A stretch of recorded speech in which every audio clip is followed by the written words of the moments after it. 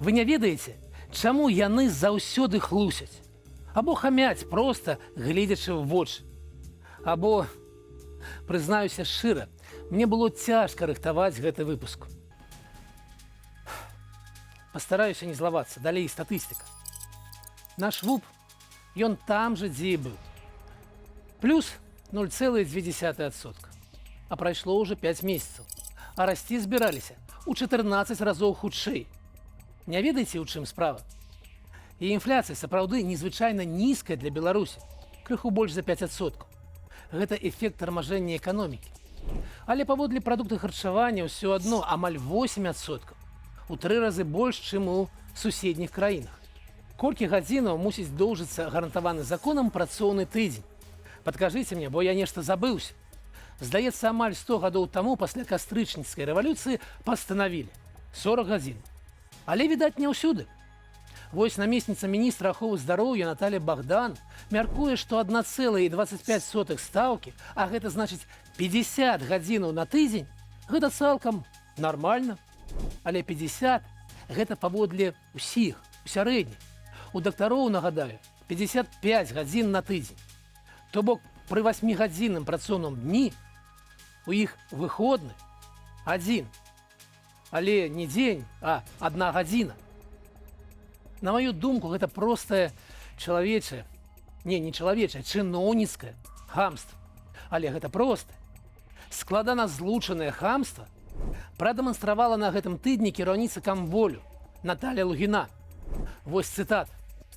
Калі мы прыходзім на працу, мы спачатку пап'ем гарбаты, раскажам суседцы, як мы заквасілі капусту. Гэта яна пра беларусаў.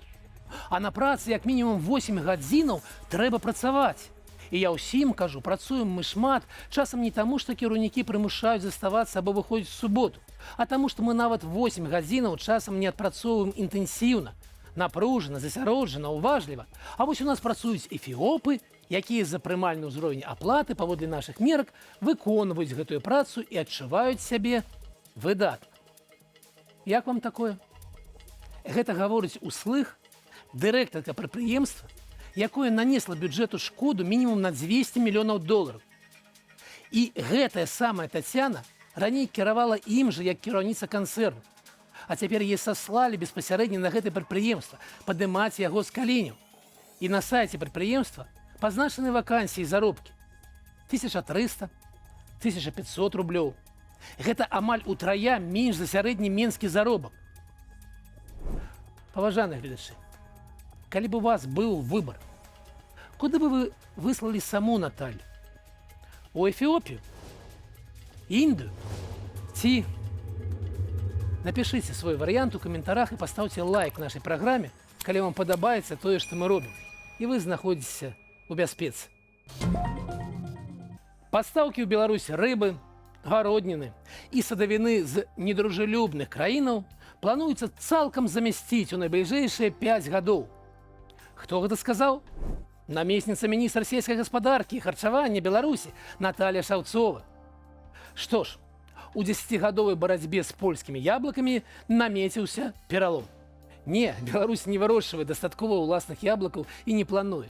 І не мае больш таннага і больш якаснага прадукта, чым польскі, пагатоў дружелюбнага.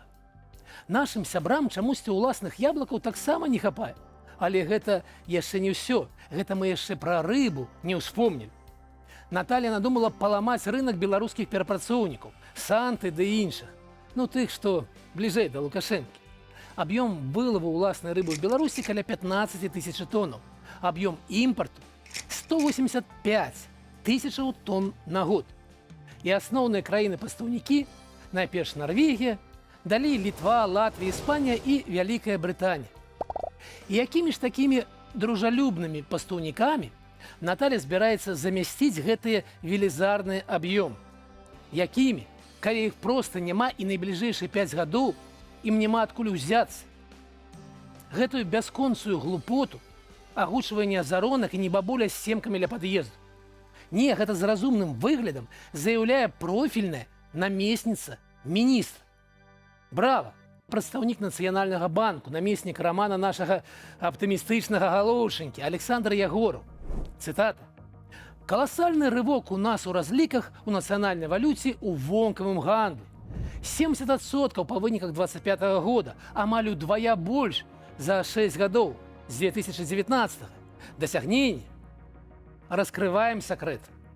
Калі раней вы гандлявалі з Польшаю, Літвой, Украінаю, Нямецчынаю, ЗША, то, вядома, разлікі вяліся ў свабодна канвертаванай валюце. У доларах, еўра і гэтак далей. А калі гэтыя краіны ўвялі санкцыі і адрэзалі вас ад сваіх рынкаў, і вы пачалі прадаваць у Расію за расійскія рублі, то што?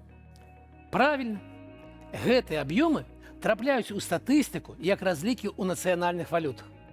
Вось і ўвесь сакрэт. Больш санкцыяў, большая доля разлікаў у нацвалюце. Выходзіць, Нацбанк выступае за санкцыі. Всё ім Божья роса.